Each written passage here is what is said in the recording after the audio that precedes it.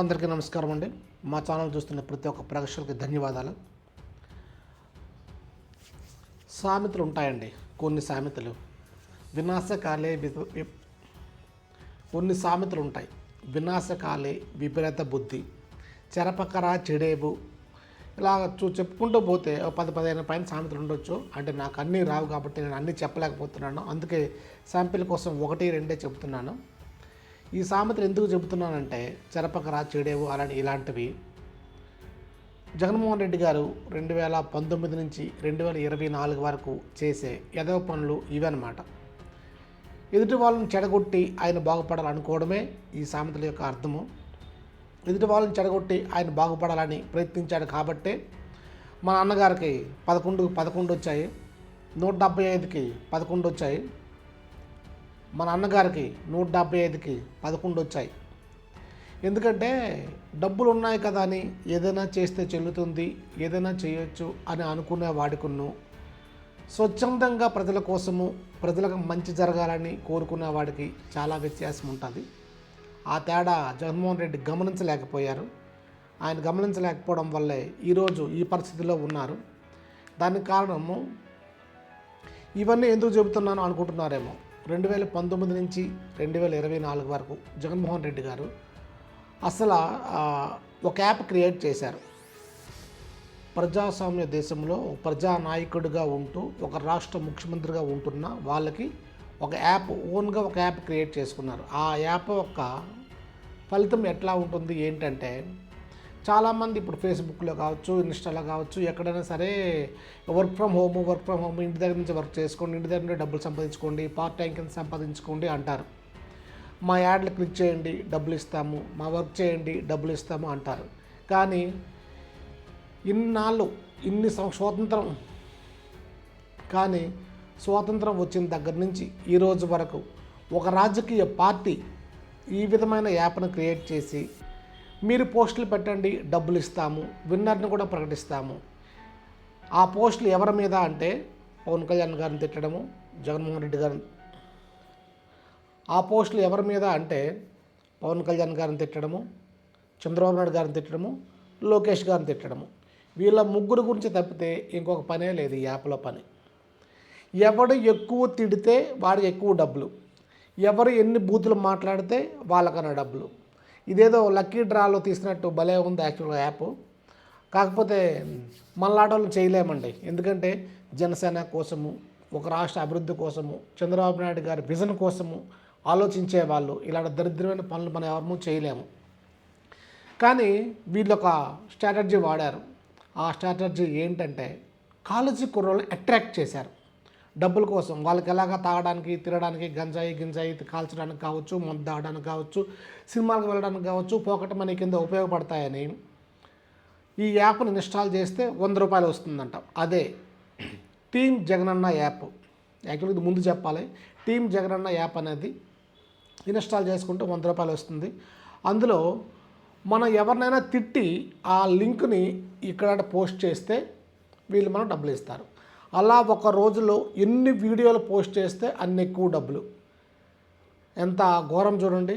అందువల్లనేమో వీళ్ళందరూ వాళ్ళు వీళ్ళని కాదు, కాలేజీ కుర్రోళ్ళు కావచ్చు, రోజా కావచ్చు, అంబటి కావచ్చు, వీళ్ళందరూ మామూలుగా వాళ్ళ పదవులు కోసమో లేకుంటే జగన్ మంచిగా పదవులు ఇస్తాడని జగన్ అని చెప్పి వీళ్ళందరూ తిట్టు ఉండొచ్చు. కానీ ఎంతమంది ఎన్ని రకాల పోస్టులు పెట్టారు. దానికి కారణం పదవుల్లో లేని వాళ్ళు చాలామంది ఉన్నారు. రెడ్డి గారి అమ్మాయి, ఆ అమ్మాయి ఒకరిది. ఇలా చూసుకుంటూ పోతే దీంట్లో స్క్రీన్ షాట్లు పెడతాను చూడండి. వర్ర రవీందర్ రెడ్డి గారు, వాడు వీళ్ళందరికీ ఇదే పని అనమాట. వర్ర రవీందర్ రెడ్డి, రెడ్డి గారి అమ్మాయి, ఇలా చెప్పుకుంటూ పోతే ఒక 40-50 మంది సోషల్ మీడియాలో పోస్టులు పెడుతూ తిడుతూ ఉంటే వాళ్ళకి సాయంత్రం వేసే డబ్బులు వచ్చేటివి, లేకుంటే నెల వేసే డబ్బులు వచ్చేటివి.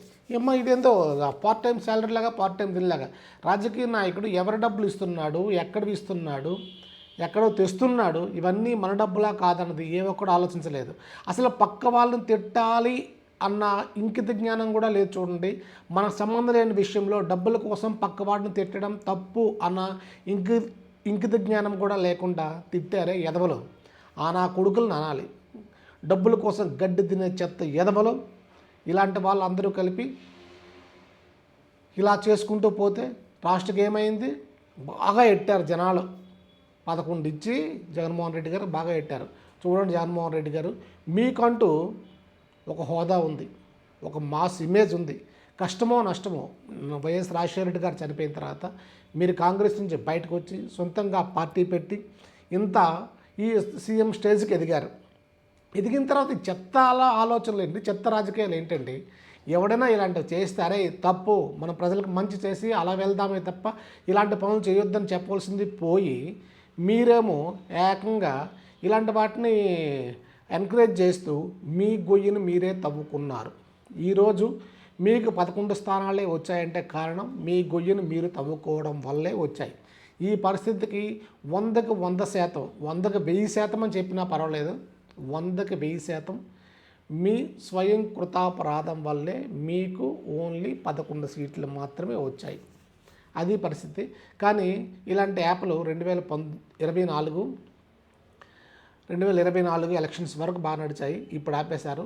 దాని పరిణామాలే ఆ రోజు డబ్బుల కోసం కూసిన ఏ ఒక్క నా కొడుకు కూసారు చూసారా, వాళ్ళందరికీ ఇప్పుడు ఈరోజు ట్రీట్మెంట్ జరుగుతుంది. శ్రీరెడ్డి కావచ్చు, మన బోరుగడ్డ అనిల్ గారు కావచ్చు, అమ్మాయి రెడ్డి గారు అమ్మాయి కావచ్చు, ఇలా ఉన్నారు. వాడు వీడని లేదు, ఇలాంటి వాళ్ళందరికీ ఇప్పుడు ట్రీట్మెంట్ జరుగుతుంది.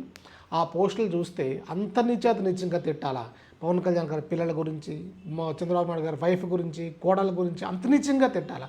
డబ్బుల కోసం అంత దిగజారే పనులు చేస్తున్నారా చెత్త ఎదవల్లారా? డబ్బులు కావాలంటే మీ ఇంట్లో వాళ్ళని పంపిస్తే డబ్బులు వస్తాయి సాయంత్రానికి కళ్ళను. ఇలాంటి చెత్త పనులు చేసుకున్న చెత్త ఎదవలు. నిజంగా ఇలా చదవాలంటే కోపం వస్తుంది, తిట్టాలంటేనే నోరు రావట్లేదు. ఏమబ్బా ఎవరు చదవలు. కానీ వీళ్ళందరికీ సరైన ట్రీట్మెంట్ ఉంటుంది. అందువల్ల ఆ పోస్టులు చూసిన తర్వాత కళ్యాణ్ గారు కోపం వచ్చి అసలు ఆ రేంజ్లో వాయిస్ పెంచారు. వాయిస్ పెంచి అత్తపాదాలను తొక్కకపోతే నా పేరు పవన్ కళ్యాణే కాదన్నారా, తొక్కారు. సరిపోయింది కదండి. ఇప్పుడు ఇంకొకసారి ఏ నా కొడుకైనా పోస్టులు పెట్టకూడదు. పెట్టండి, రాజకీయ పరంగా విమర్శించండి, క్వశ్చనించండి, ప్రశ్నించండి, ఏదైనా చేయండి. కానీ రాజకీయ పరంగా మా ఏరియాలో అభివృద్ధి లేదండి, మా ఏరియాకు రోడ్డులు లేవు, మా ఏరియాలో స్కూల్ బాగోలేదు, మా ఏరియాలో పలానా వాళ్ళు ఈ దందా చేస్తున్నారు, మా ఏరియాలో పలానా వాళ్ళు లంచాలు తీసుకుంటున్నారు, మా ఏరియాలో ఈ ప్రాబ్లం ఉంది అని పోస్టులు పెట్టండి. దాని గురించి ప్రశ్నించండి, దాని గురించి వీడియోలు చేయండి. అంతేగాని పక్క వాళ్ళ పిల్లల్ని తిట్టడానికి, పక్క వాళ్ళ పిల్లలు తిట్టడానికి, పక్క వాళ్ళని విమర్శించడానికి కాదండి. మనకు వాక్ స్వాతంత్రం ఉన్నది.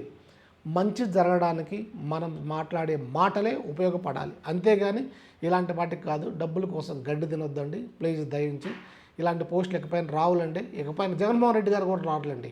అందువల్ల అంటే డౌటే లేదు. అదే తెలుగుదేశం వాళ్ళు కావచ్చు, జనసేన వాళ్ళు కావచ్చు, వైఎస్ఆర్సీపీ వాళ్ళు కావచ్చు, ఇంకెవరు ఇలాంటివి పెట్టకుండా ఉంటే ఒక స్వచ్ఛమైన రాజకీయాలు, ఒక ప్రశాంతమైన వాతావరణంలో ఉంటాయి.